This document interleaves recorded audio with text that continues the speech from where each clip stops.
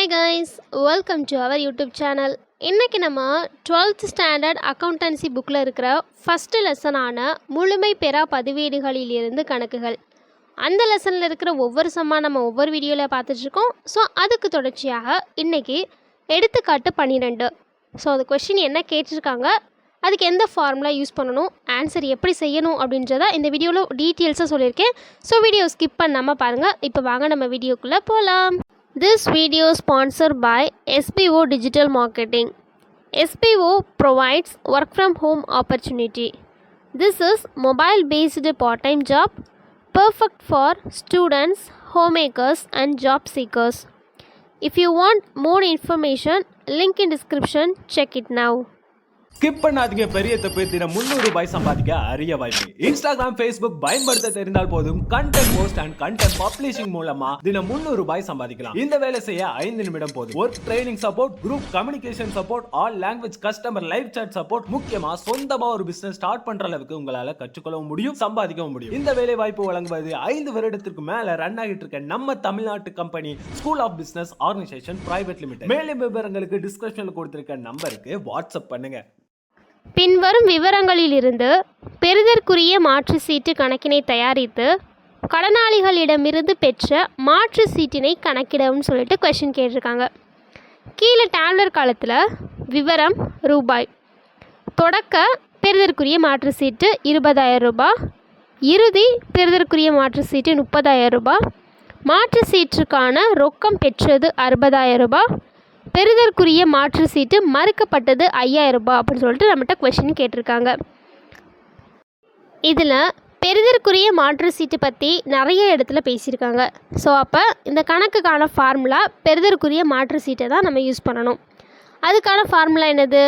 விவரம் ரூபாய் பற்று வரவு அப்படின்னு சொல்லிட்டு ஓப்பன் பண்ணிவிட்டு இருப்பு கீக்கோ அப்படின்னா பற்று சைடும், இருப்பு கீயி அப்படின்னா வரவு சைடும், மற்ற பற்பல கடனாளிகள் ஸோ இந்த மாதிரி வர்றது எல்லாத்தையுமே பற்று சைடும், ரொக்க கணக்கு, வங்கி கணக்கு, பற்பல கடனாளிகள் கணக்கு மறுக்கப்பட்டது இதெல்லாம் வரவு சைடும் போடுவோம். ஸோ இதுதான் ஃபார்முலா. ஸோ இப்போ அதே மாதிரி தான் நம்ம இதுக்கான ஆன்சர் செய்ய போகிறோம். மேலே பெறுதற்குரிய மாற்று சீட்டு கணக்கு அப்படின்னு சொல்லிட்டு ஹெட்டிங் போட்டுக்கோங்க. விவரம் ரூபாய் பற்று வரவுன்னு சொல்லிட்டு ஒரு டேப்லெட் காலம் ஓப்பன் பண்ணிக்கோங்க. ஃபஸ்ட்டு கொஷின் நல்லா வாசிங்க. தொடக்க பெறுதற்குரிய மாற்று சீட்டு அப்படின்னு கொடுத்துருக்காங்க. தொடக்க அப்படின்னு வந்துட்டாலே அதுதான் இருப்பு கீக்கோ அப்படின்னு அர்த்தம். அப்போ பெறுதற்குரிய மாற்று சீட்டு சம்முக்கான தொடக்க இருப்பு, அதாவது இருப்பு கீக்கோ அப்படின்றது 20,000 ரூபாய். அப்போ பற்று சைடு போயிட்டு இருப்பு கீக்கோன்னு போட்டு 20,000 ரூபான்னு போட்டுக்கலாம். நெக்ஸ்ட்டு இறுதி பெறுதற்குரிய மாற்று சீட்டு. இறுதி அப்படின்னாலே இருப்பு கீயின்னு அர்த்தம். அப்போ பெறுதற்குரிய மாற்று சீட்டுக்கான இறுதி கணக்கான அமௌண்ட்டு 30,000 ரூபாய். ஸோ இருப்பு கீக்கோன்னு சொல்லிட்டு வரவு சைடு போட்டு 30,000 ரூபாய் போட்டுக்கலாம். மாற்று சீட்டிற்கான ரொக்கம் பெற்றது அப்படின்ட்டு 60,000 ரூபாய் கொடுத்துருக்காங்க. அப்போ இது எந்த சைடு வரும்? வரவு சைடு. வரவு சைடு போயிட்டு ரொக்க கணக்கு 60,000 ரூபாய், அதாவது கீழே ப்ராக்கெட்டில் உங்களுக்கு வேணும் அப்படின்னா போட்டுக்கலாம். மாற்று சீட்டிற்கான ரொக்கம் பெற்றது அப்படின்னு சொல்லிட்டு பெறுதற்குரிய மாற்று சீட்டு மறுக்கப்பட்டது அப்படின்னு சொல்லிட்டு கொஷினில் 5,000 ருபீஸ் கொடுத்துருக்காங்க.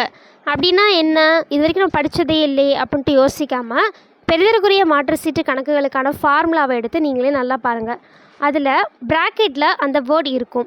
பெறுதற்குரிய மாற்று சீட்டு மறுக்கப்பட்டது, மேலே பற்பல கடனாளிகள். அப்போ இங்கே பெறுதற்குரிய மாற்று சீட்டு மறுக்கப்பட்டது 5,000 ருபீஸ்ன்றது எதை குறிக்குது அப்படின்னா கடனாளிகள் கணக்குகளுக்கான அமௌண்ட்ஸை குறிக்குது. ஸோ வரவு சைடு போயிட்டு கடனாளிகள் கணக்கு, கீழே ப்ராக்கெட்டில் பெறுதற்குரிய மாற்று சீட்டு மறுக்கப்பட்டது அப்படின்னு போட்டு 5,000 ருபீஸ் எடுத்து எழுதிக்கலாம். கொஷினில் கொடுத்துருக்க எல்லாத்துக்குமே நம்ம இப்போ ஆன்சரில் போட்டாச்சு. ஸோ நம்ம இப்போ என்ன பண்ணோம் அப்படின்னா பற்று சைடில் இருக்க அமௌண்ட்டையும் வரவு சைடில் இருக்க அமௌண்ட்டையும் கூட்டி வச்சுக்கலாம்.